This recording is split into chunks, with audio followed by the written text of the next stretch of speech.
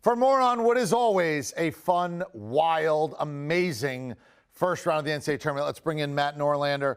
All right, Matt, the off-the-court story is the fact that VCU is out of the tournament and Oregon advances because VCU had positive tests. We were on the air talking like this when you were getting information from sources which said there were multiple positive tests in the program. The county didn't feel comfortable letting them go forward, and they were out. What is the ripple effect of this? They obviously had a plan in place, and how far does this plan go?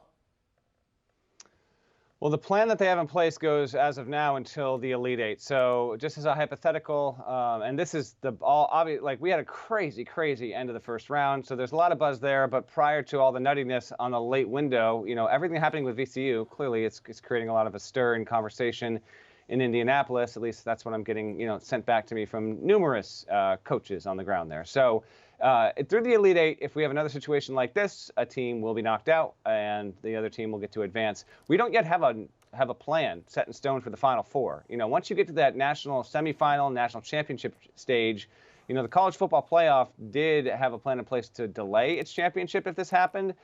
College basketball has to find out what it's going to do. I have actually directly asked this to NCAA Senior Vice President Dan Gavitt before. I asked him about 2.5 weeks ago. They didn't have a decision yet. So that needs to be addressed fairly soon.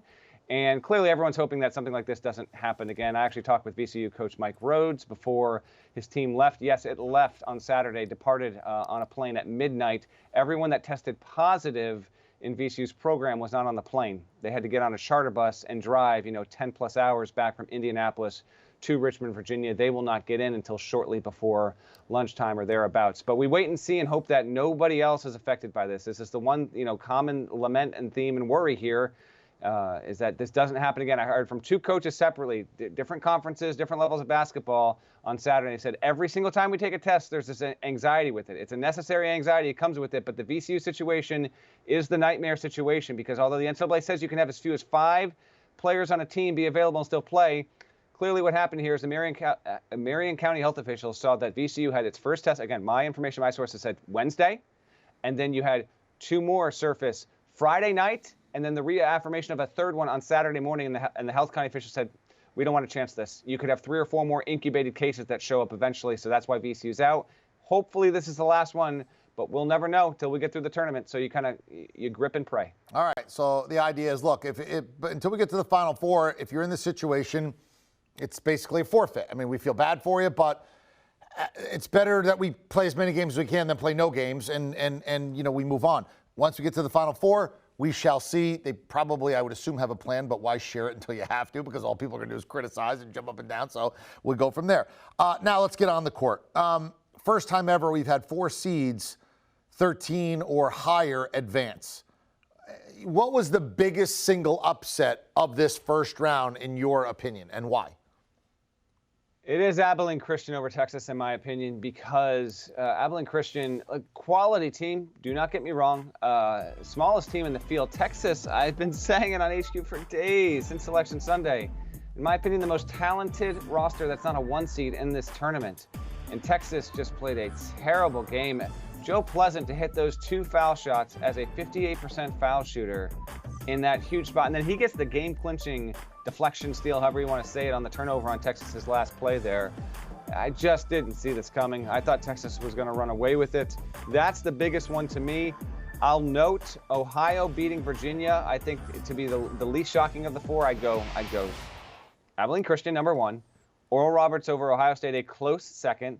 North Texas over Purdue, 3. And then Ohio over Virginia as the 4th, just because Virginia had been in quarantine for a week at practice once. It got into Indianapolis on Friday. Yeah, I had a lot of people who I know who are like, I like Ohio's chances. I would flop Oral Roberts and Abilene Christian, but I wouldn't quibble. I mean, 1A, 1B type of thing, because I think the in-state motivation for the kids from Abilene who, no, Texas didn't want you. That's why you're at Abilene Christian. Texas didn't want you, and it was their chance to puff it out. Gives me, I could see something like that happening. So I would swap them, but I'm not quibbling at all. I have absolutely no problem with that list. Well said there. Now, storyline that you like tomorrow, or let's call it on the Sunday slate, and why? Well, it's definitely Illinois versus Loyola Chicago. That's the storyline. That's the first game. It's the best game. Two top 10 Ken Pom teams. Loyola Chicago has the more recent Final Four appearance. How about this? It has the more recent Final Four appearance, obviously 2018.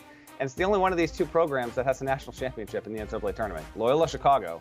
They can beat Illinois. It's the most compelling one for tomorrow, in my opinion. After a wonderful first round, I can't wait to see what we get on this slate here. You do have, by the way, bottom game there, last one, Oregon State, Oklahoma State. That's Wayne Tinkle coaching in Hinkle. Hashtag Tinkle at Hinkle. We made it happen. It's an actual reality. It's a fun little subplot. Maybe I'm just interested in whatever. Loyola Chicago, Illinois is the biggest one of the group there, in my estimation. And let's just keep an eye on what the Big 12 and Pac-12 can continue to do or not. The Pac-12 is yet to lose a game in the NCAA tournament. Of course, Oregon got the benefit of a walkover. Everyone else is still alive. Wonderful showing so far for the Conference of Champions, as I say. And the Big 12, with the exception of Texas, has not yet lost a game there. And that was the second best league to the Big 10, which had a nice day of rebounding as well on Saturday across the sport there. So the three conferences really doing well for themselves. Pac-12, undefeated. Big 10, big rebound day in the second half of the first round. And then the Big 12, only Texas, which it's an infamous loss, don't get me wrong, but everyone else in the Big 12 setting itself up well for Sunday and Monday. All right, so nobody outside the state of Texas has beaten any Texas school. They're undefeated against non-Texas schools. You can tinkle at Hinkle, apparently. Ohio State is gone. Ohio is still alive. We've never had this many 13 or higher seeds alive and advancing. Rick Pitino was in the tournament, but Kentucky and Louisville were not. And Loyola has been to the Final Four more recently than Illinois and won a more national championship. And they're going to play each other, even though Illinois is the one seed, and that's going to be an awful lot of fun. I mean, I'm just trying to keep up. It's terrific. You always give us good information.